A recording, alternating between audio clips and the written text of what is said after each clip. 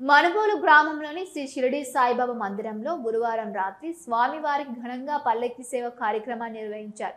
భక్తులు స్వామివారి పల్లకిని తమ భుజాలపై ఉంచుకొని సాయి నామస్మరణ చేస్తూ గ్రామంలోని పూర వీధుల్లో ఊరేగించారు.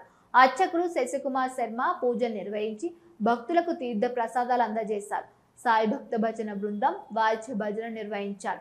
కార్యక్రమాలకు ఉభయదాతలుగా మనుబోలు గ్రామానికి చెందిన ముద్దపాటి గోపాలయ్య, సంపూర్ణమ్మ దంపతులు, కుమారుడు కోటేశ్వరరావు, లక్ష్మీ దంపతులు మరియు వీరి కుటుంబ సభ్యులు వ్యవహరించారు.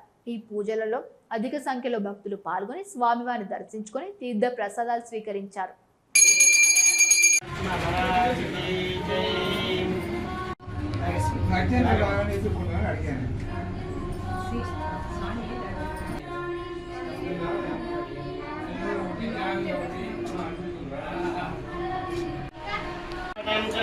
तस्मै हे ब्रह्मचारी पुरुषस्तकेन्द्रे